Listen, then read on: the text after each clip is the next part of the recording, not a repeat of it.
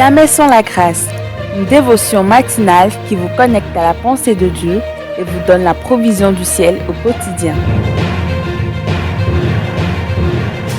Bonjour, chers amis, chers internautes, chers téléspectateurs, nouvelle journée, nouvelle provision. Bienvenue dans cette nouvelle dévotion qui certainement sera une provision pour nous.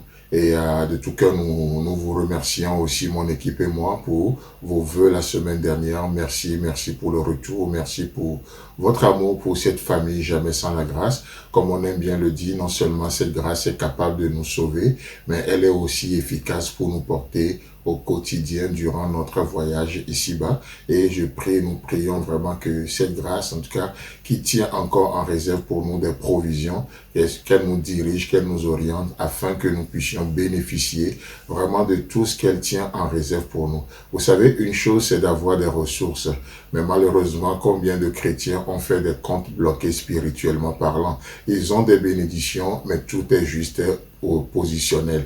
Ils sont bénis dans les lieux spirituels, ils sont bénis dans leur position et tout n'est que positionnel. Mais ma prière, c'est que Dieu puisse nous amener à expérimenter tout ce que nous avons en termes de provision, pour que nos comptes spirituels ne soient pas que des comptes bloqués, mais que ces comptes puissent être expérimentés ici-bas. Amen. Alors que Dieu nous bénisse vraiment dans cette nouvelle dévotion. Père, merci pour ta direction encore aujourd'hui. Amen. Alors, pour aujourd'hui et les jours à venir, Dieu voulant, j'aimerais vraiment nous entretenir sur un passage tellement connu dans le monde évangélique. Ce passage, c'est 2 Corinthiens, chapitre 5, et ce matin, j'aimerais juste voir le verset 17 avec nous. Là, il est écrit: si quelqu'un est en Christ, il est une nouvelle créature. Les choses anciennes sont passées, voici, toutes choses sont devenues nouvelles. Amen. Nous connaissons tous bien ce passage, n'est-ce pas? Si quelqu'un est en Christ. J'aimerais juste nous amener à considérer cette expression ce matin. Si quelqu'un est en Christ. Qu'est-ce que ça veut dire vraiment être en Christ? Être en Christ ne veut pas dire être dans une religion. Être en Christ ne veut pas dire être dans une église, même si nous vous conseillons vraiment de faire partie d'une église locale, la famille de Dieu, cette famille spirituelle au travers de laquelle le Seigneur ajoute des pierres à l'édifice de nos vies. Mais être en Christ n'est pas forcément être dans un bâtiment. Être en Christ est plus que cela. Peut-être vous m'écoutez ce matin, vous êtes juste dans votre propre justice, pensant que ça peut vous amener à atteindre l'objectif. Peut-être vous m'écoutez ce matin, vous êtes que juste dans vos projets. On peut être dans tellement de choses. Mais qu'est-ce que ça veut dire être en Christ? Le premier degré, bien sûr, c'est de donner sa vie à Jésus-Christ, n'est-ce pas? Faire partie de la famille de Dieu. Et ça, c'est assez intéressant.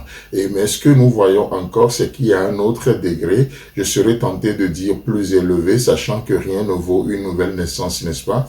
Mais voilà, un autre degré encore. Et c'est ce que nous découvrons lorsque nous lisons ce même passage dans la version parole vivante. Là, il est écrit: si quelqu'un entre en communion vivante avec le Christ. N'est-ce pas merveilleux ça? Parce que beaucoup sont nés de nouveau, mais malheureusement, très peu sont ceux qui rentrent en communion avec Jésus-Christ. Et voient encore, il faut que cette communion soit vivante. Vous savez, parce que tout ce qui vit bouge, n'est-ce pas? Tout ce qui bouge grandit. Tout ce qui bouge est en mouvement. Et c'est ça, au fait, être en communion avec Jésus-Christ. Nous sommes appelés à aller de gloire en gloire, de l'espérance en Jésus-Christ. Et c'est ça, être en communion avec Jésus-Christ.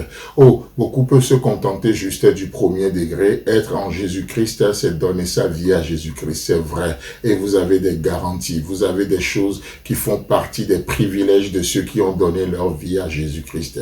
Mais Dieu nous propose, dans cette nouvelle année, Dieu nous propose un degré encore un peu plus. Dieu nous propose un pas de plus. Ce pas de plus, c'est quoi? C'est d'être en communion vivante.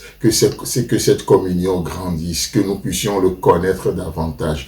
N'oublions pas que, comme le disait la Bible, la vie éternelle, c'est que nous puissions connaître ce véritable Dieu. Aller de connaissance en connaissance. Pas juste d'une connaissance livresque, mais une connaissance qui nous amène dans une intimité pour posséder, pour avoir le cœur de Dieu. Et c'est ça lorsqu'une communion est vivante. C'est ça lorsque la communion est vivante. Et vous savez, c'est dans cette communion que nous sommes transformés.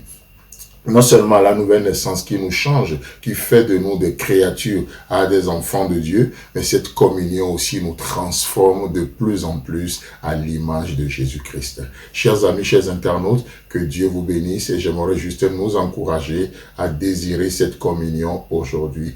À demain si Jésus-Christ ne revient pas. Si vous avez aimé cette émission, parlez-en à vos amis. Parlez-leur du message de la grâce et de ce qu'il fait dans vos vies.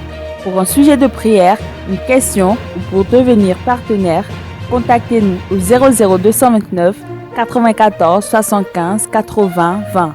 Que Dieu vous bénisse et à la prochaine. En attendant, pensez avec Dieu.